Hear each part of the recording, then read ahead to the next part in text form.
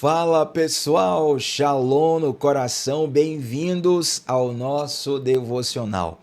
Abra sua Bíblia comigo no Evangelho de Mateus, capítulo 5, e hoje nós vamos começar uma série muito especial. Vamos falar hoje e nos próximos dias sobre as bem-aventuranças. Tiago, o que são as bem-aventuranças? Esse, gente, é um trecho do sermão mais importante de Jesus, o sermão mais conhecido de Jesus, que é intitulado de Sermão da Montanha. Por que isso? Porque Jesus subiu ao monte. Mateus capítulo 5, versículo 1 fala isso. Jesus sobe ao monte e lá nesse monte ele emite esse tão famoso sermão que começa com as bem-aventuranças. São 9 das que temos aqui e vamos tratar delas hoje e nos próximos dias. Você que é novo ou nova por aqui, já quero te convidar a se inscrever no canal, ativar o sininho das notificações e estar com a gente de segunda a sexta, 7h30 da manhã, sempre começando o dia mergulhando na palavra de Deus. Vai ser uma bênção ter você por aqui diariamente para nós crescermos juntos em Deus. E aí, quem já está aqui há um tempo já me conhece. Quem não me conhece, já peço perdão pela voz, porque, gente, ontem foi uma graça, um mover assim de Deus muito especial lá na minha igreja local. Eu sei que tem alguns irmãos da minha igreja que diariamente estão aqui no devocional também se alimentando, recebendo de Deus.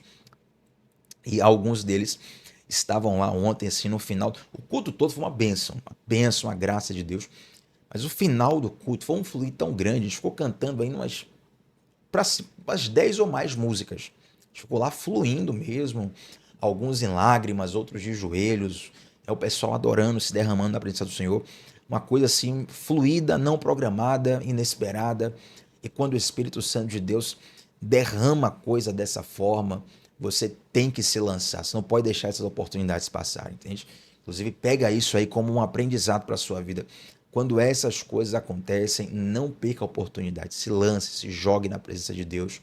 Porque tem coisas que são liberadas nesse momento da parte de Deus, sabia? Tem experiências, tem níveis, dimensões espirituais que você só acessa nesses momentos. Então, minha voz foi para lá de Bagdá, mas cá estamos para continuar os nossos devocionais diários. Então, gente, para nós começarmos hoje, o Sermão da Montanha, ele é considerado o principal sermão de Jesus e é considerado assim o livro de ética do reino de Deus, né? A salvação, pra você ter uma noção, a salvação, ela é uma porta de acesso para o reino de Deus. Então, quando você levantou sua mão dizendo assim, eu quero aceitar Jesus, quando você fez uma aliança com Jesus, você orou no seu quarto, quando você entregou sua vida para Jesus, você entrou pela porta do reino, você acessou o reino. Agora, uma vez que você acessa esse reino, como é que você vai se mover nesse reino? Quais são as leis, quais são as regras, quais são as, as direções desse reino, quais são os propósitos desse reino?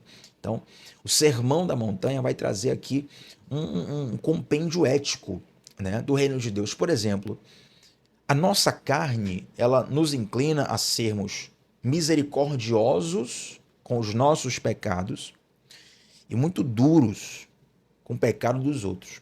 Você conhece alguém assim? Na verdade, gente, isso é a inclinação da nossa carne. Mas a religiosidade inflama isso. Uma pessoa que é muito religiosa, ela vai ser bem misericordiosa com o próprio pecado.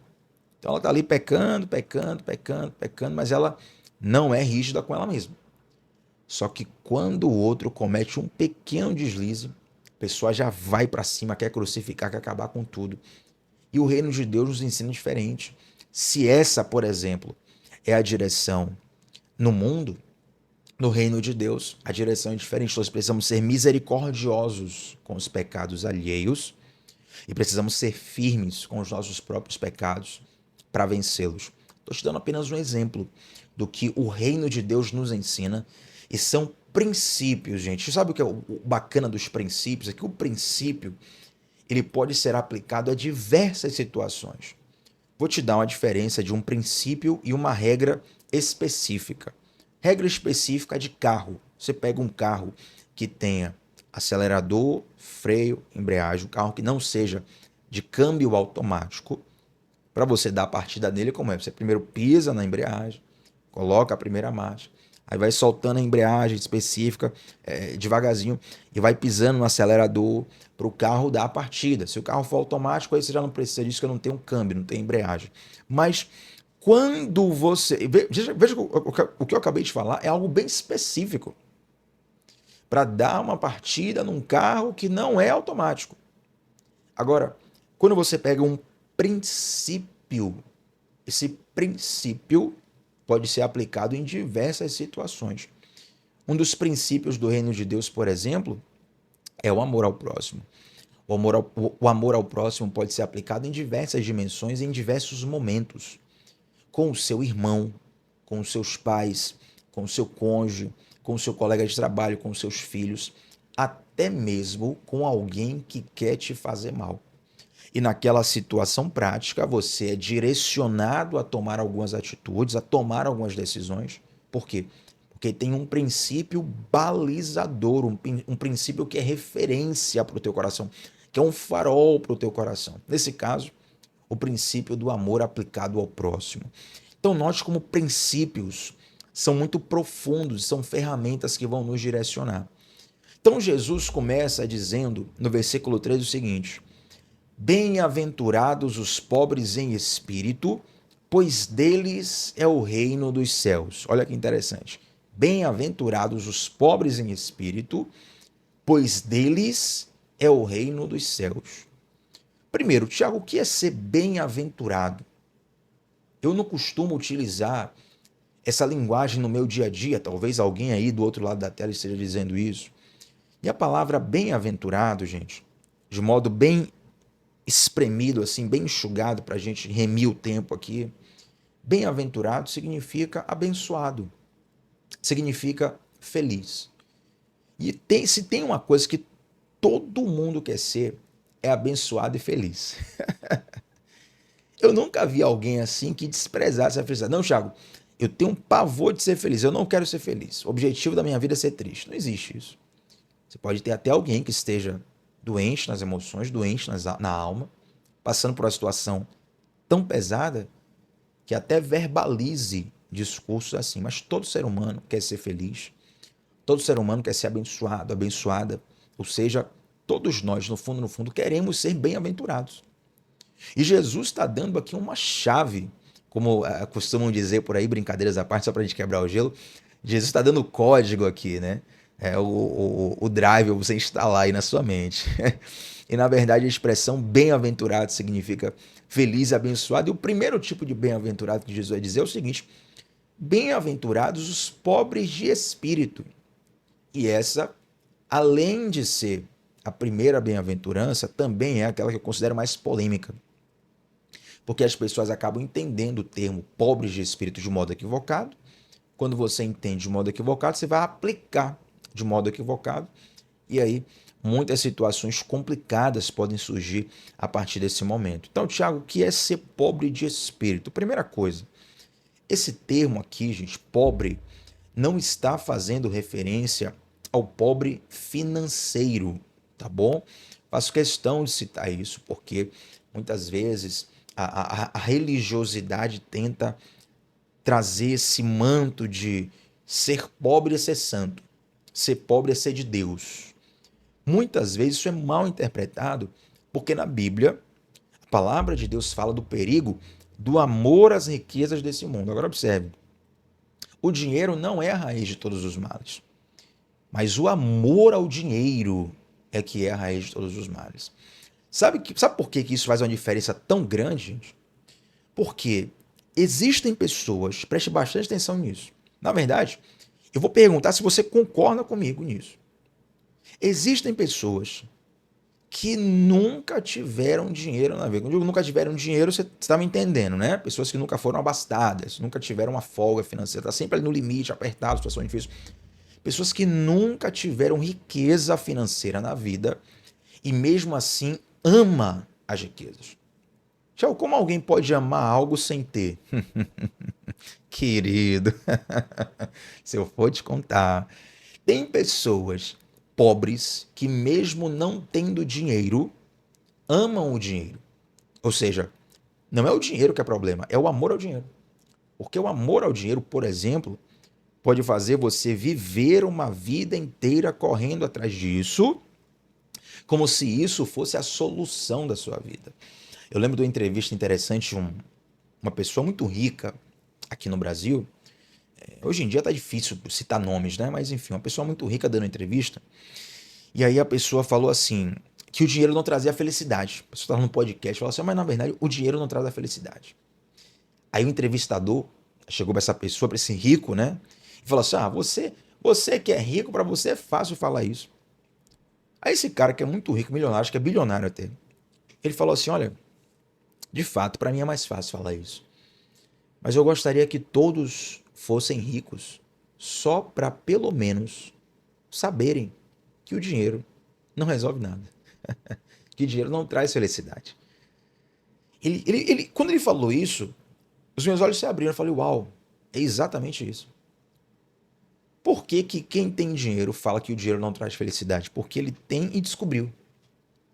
Aí, às vezes, quem nunca teve dinheiro na vida, pensa assim, mas é melhor sofrer em Paris do que sofrer né, num lugar difícil aqui do Brasil. Cuidado, cuidado com isso, porque isso mostra como quantas vezes a nossa alma está descalibrada, né? Está voltada para outras coisas. Sabe o que é que descalibra a nossa alma? O amor ao dinheiro. Então, na verdade, gente, esse termo aqui, pobres em espírito, ou pobres de espírito em algumas versões, não está falando sobre não ter dinheiro. Não é que você ser pobre financeiramente, você vai ter acesso ao reino de Deus. Não é isso. Então já eliminamos uma possibilidade aqui. Uma outra possibilidade que nós precisamos eliminar é que pobre de espírito não significa, presta atenção, não significa baixa autoestima. Há pessoas que confundem baixa autoestima com pobreza de espírito. E muitas vezes a baixa autoestima, ela tem a ver com uma identidade errada de quem você é. Não, Tiago, mas Deus nos chamou para sermos humildes? Sim, Ele nos chamou. Versículo 5 está aqui, ó, bem-aventurados os humildes. Isso aqui vai ser outro devocional. Vamos fazer a série completa aqui das bem-aventuranças. Mas muitas vezes, gente, nós confundimos humildade com falsa modéstia. E o falso modesto, ele não é humilde. Ele não é humilde. Ele é inseguro. O falso modesto, ele é alguém inseguro. Eu lembro que alguns devocionais atrás aqui eu contei a história de um amigo meu, que ele falava que quando ele começou a pregar, ele pregar na igreja, né? Começou a ter a oportunidade de pregar, ele pregava, e ele não sabia se a pregação tinha sido boa ou ruim. Ele chegava, sentava no final da pregação, sentava do lado de um irmão e falava, rapaz, preguei mal hoje, né? Nossa, a pregação foi horrível hoje. E ele se depreciava para que o outro sentisse pena dele e falasse, não, rapaz, você está começando agora, você vai crescer, foi uma bênção, tal, Deus falou. Então note como a falsa modéstia muitas vezes parece humildade. Agora, humildade, diz o apóstolo Luiz Hermínio, né? Eu gosto muito dessa frase, ele fala assim, humildade não é pensar menos de si, é pensar menos em si. Que interessante essa frase. Humildade não é pensar menos de si, é pensar menos em si. Sabe por quê, gente? Porque a fonte da nossa identidade é o Senhor. E a notícia que nós temos da nossa identidade está revelada na sua palavra. Tiago, como é que eu sei o que Deus pensa de mim? Leia a Bíblia. Você vai saber o que Deus pensa de você. Na Bíblia está escrita e registrada todas as nossas incapacidades, ok? Mas também está registrado o nosso profundo valor. Gente, nós somos tão valiosos que o Filho teve que morrer, derramar sangue para nos salvar. Entende? Então, quando você tem uma falsa modéstia e uma baixa autoestima, você está tendo uma imagem distorcida de você. Então, humildade não é pensar menos de si. Eu penso de mim o que Deus pensa de mim. Ah, Tiago, então eu sou o bonzão? Não. Todo o mérito que eu tenho através de Cristo. Mas eu tenho. Através de Cristo. Mas eu tenho. Através de Cristo. Entende? Então, não é pela minha performance, mas Cristo me deu. Não é pelo meu mérito, não é pelo meu esforço, mas eu consigo desfrutar de um sacrifício feito na cruz. Aleluia, eu sinto a presença de Deus aqui. Eu espero que você esteja sentindo aí também.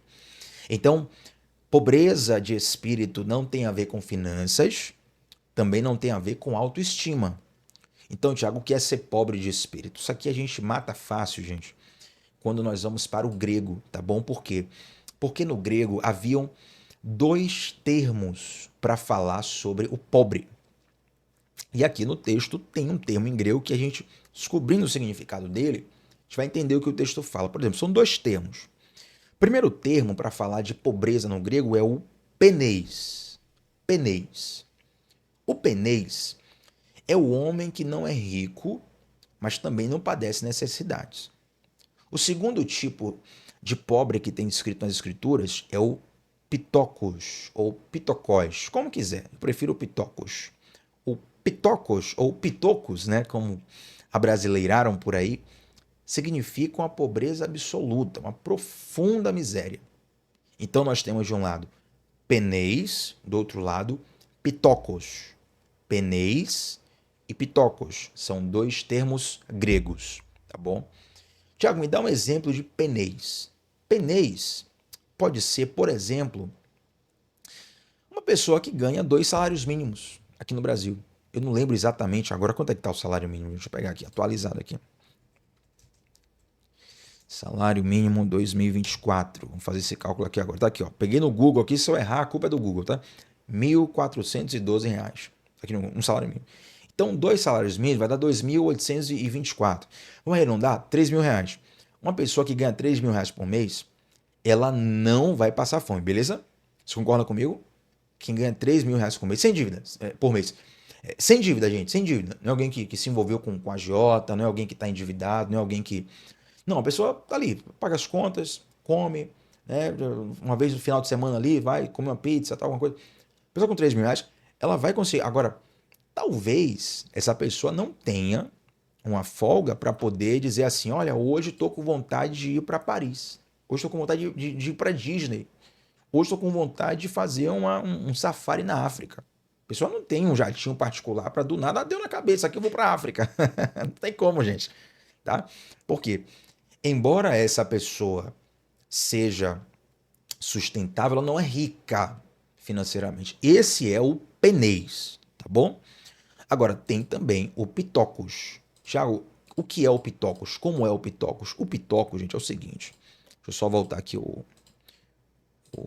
meu Deus, fui tirar aqui da página para ver o Google. Voltou aqui. O pitocos é o cara que é miserável. Se você já passou por alguém na rua, um pedinte, essa pessoa é miserável. Ela está ali num estado tal que se alguém não ajudar ela, ela não vai conseguir. Não é qualquer ajuda, é uma ajuda essencial, entende? Seja por uma esmola que os pedestres que ali estão passando dão, ou por mecanismos estatais, governamentais. A pessoa pode ter uma aposentadoria ali por invalidez, ela pode ter alguns auxílios que o governo dá, enfim, ela precisa de um terceiro, porque muitas vezes por alguma condição física, uma condição mental, uma condição de vida mesmo, a pessoa não tem condição de poder trabalhar para gerar riqueza naquele momento. Essa pessoa é o pitocos, é o miserável. Não é o cara que ganha pouco, mas se sustenta. Não, é o cara que não tem nada. Esse é o pitocos. E aí, quando você vai para o grego, aqui em Mateus capítulo 5, versículo 3, está escrito assim, ó, bem-aventurados os pitocos. Bem-aventurados os pitocos. Pobre de espírito, grego pitocos, significa bem-aventurados aqueles que reconhecem as suas misérias. Rapaz, é impressionante. Jesus ele vai dar esse treinamento no Sermão do Monte. Aí você pensa, né? Você vai ter o treinamento com Jesus. O que Jesus vai ensinar? A primeira coisa que ele ensina é isso aqui. Olha, a primeira coisa que vocês precisam saber. Bem-aventurados, ou seja, abençoados, felizes, aqueles que reconhecem as suas misérias. Mas, Tiago, eu achava que para ter uma boa autoestima, que para ter autoconfiança, que para ter isso e aquilo, eu tinha que fazer tal coisa, tal coisa, coisa. Não, querido, para começar. Bem-aventurados, aqueles que reconhecem as suas misérias. Por que isso? Porque O pior tipo de doente é aquele que não sabe que precisa de ajuda.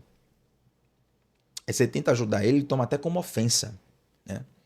Mas o doente que entendeu que não tem saída para ele a não ser buscar tratamento, ajuda médica, ajuda profissional, buscar um especialista, ele já deu o primeiro passo para a cura dele, é reconhecer que ele está doente.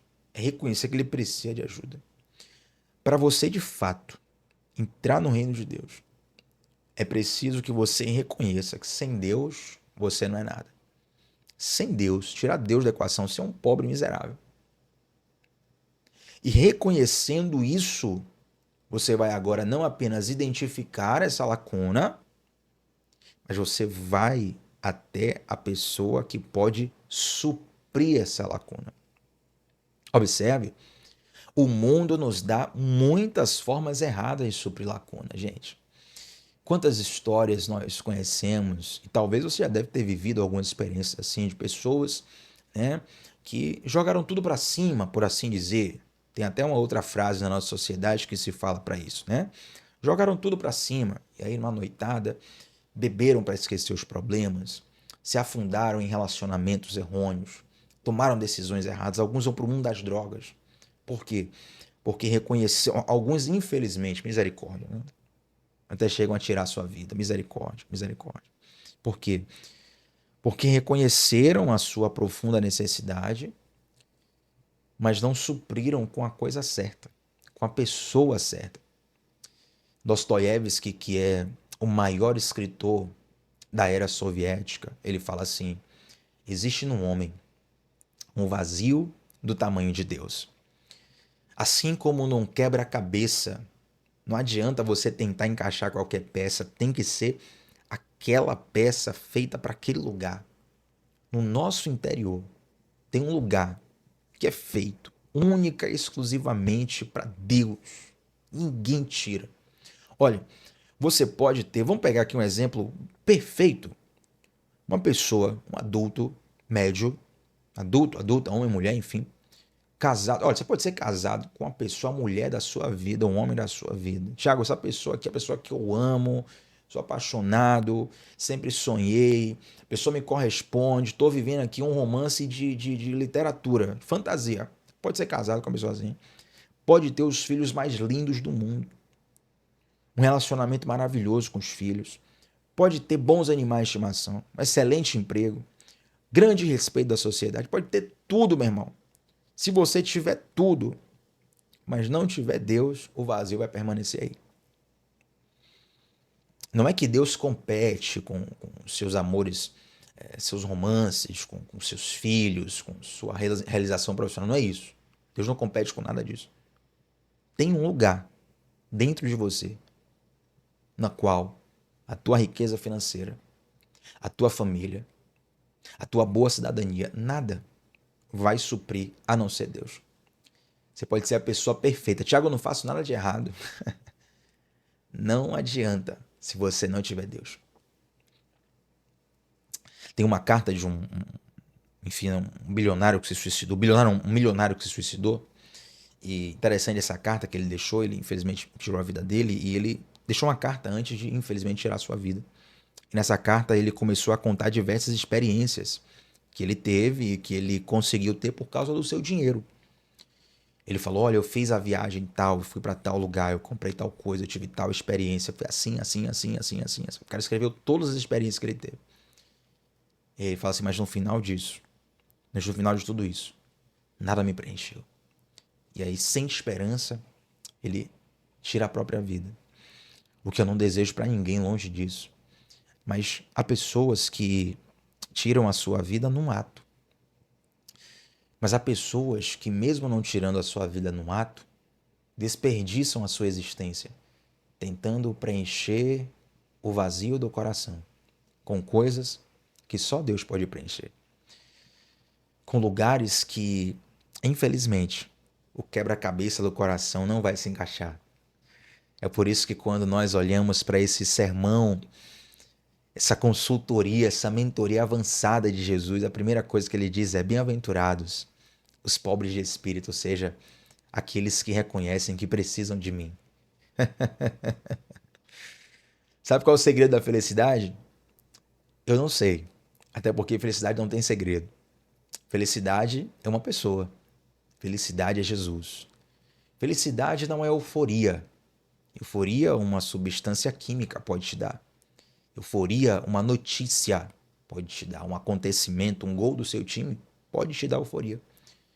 Mas felicidade, estado de plenitude, paz, só uma pessoa pode te dar. E quando essa pessoa entra na sua vida, até no sofrimento você tem paz. Até na tempestade você tem paz. Até nas partes mais difíceis da sua existência você tem paz. Até nos seus choros mais angustiantes. Por mais paradoxo que seja, porque eu não consigo, ninguém consegue explicar isso. Mas até nos dias mais angustiantes, a gente permanece tendo paz. Por quê? Porque existe um homem, Jesus, aleluia. Ele que pode, quer e vai suprir o vazio do teu coração. Bem-aventurados os pobres de espírito, pois deles é o reino dos céus. Para nós terminarmos aqui, sabe qual é o tipo de vida mais perigosa que eu considero? São as pessoas que dizem que fazem tudo certo. Às vezes eu vou evangelizar alguém que já sabe que está errado, né? Alguém que está, por exemplo, no mundo... É muito comum, se eu for evangelizar alguém que está no mundo do crime, seja, assim, digamos, envolvido com um tráfico, um mundo de crime. Às vezes você conhece um amigo de infância que infelizmente vai para essa vida, ou em prisões, né, em ambientes assim. A pessoa ali, é muito fácil ela reconhecer que está errado. Na verdade, eles aceitam ajuda e querem ajuda, buscam ajuda muitas vezes. Se você vai para uma pessoa que está com a vida toda bagunçada, normalmente ela sabe que está errado. Ela sabe que precisa de ajuda, ela sabe que precisa mudar. Sabe qual é o pior tipo de pessoa que tem para evangelizar? É aquele que fala assim: ó, Tiago, eu não mato, não roubo, não prostituo, eu sou fiel ao meu esposo, minha esposa, eu cuido bem dos meus filhos, pago meus impostos, né? Como diz o poeta Chorão do Charlie Brown Jr., finado Chorão, ele dizia assim: pago minhas contas e sou limpinho. Esse é o pior tipo, por quê?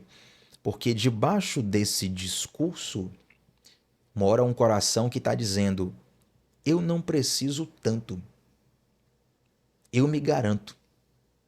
Eu não sou sujo o suficiente para precisar me limpar. Eu não sou doente o suficiente para precisar buscar tratamento. Eu não sou perdido o suficiente para precisar de salvação, entende? É por isso que a primeira coisa que você precisa ter em seu coração é a consciência da sua total necessidade e dependência de Deus. Isso é ser pobre de espírito. Amém, gente? Começamos aqui com chave de ouro a nossa série de bem-aventuranças. Quero orar com você para nós fecharmos esse devocional. Vamos lá? Senhor Deus, muito obrigado, Pai, porque a sua palavra é farol para a nossa vida. É farol para o nosso coração e eu quero te pedir que o teu Santo Espírito fale aos corações aquilo que eu não consigo falar, aquilo que nenhuma pessoa consegue falar. É o Senhor que consegue visitar as dores que, às vezes, quem está sentindo nem consegue colocar para fora, nem consegue explicar o tamanho, o tipo de dor que está sentindo, mas o Senhor conhece os corações. O Senhor conhece as feridas. E o Senhor é o tratamento, é a cura. Eu quero te pedir, ó Deus, para que toda altivez, toda autossuficiência caia por terra em nossas vidas. Nós queremos caminhar debaixo de uma total dependência, de um total reconhecimento de que sem Ti nada podemos fazer. Ajuda-nos, ajuda-nos, ajuda-nos, Deus, a compreender essa realidade e viver debaixo da Tua doce mão. Em nome de Jesus. Amém. Gente, deixa um like nesse vídeo, o seu like é muito importante. Mas antes de sair daqui, eu preciso de duas coisas. Duas coisas. Primeiro, deixa um comentário aqui de qual foi a parte desse devocional que mais falou o seu coração. Seu comentário é muito importante. Segunda coisa que eu vou te pedir é o seguinte: faz um bumerangue e coloca no seu Instagram, me marca lá, @tbatista8, e coloca alguma frase aqui que te chamou a atenção no devocional também, tá bom? Faz isso, chama alguém para estar aqui no devocional, crescendo espiritualmente contigo também. E tamo junto sempre, de segunda a sexta, 7h30 da manhã, sempre começando o dia, mergulhando na palavra de Deus. Shalom no coração, gente. Até a próxima. Tchau, tchau.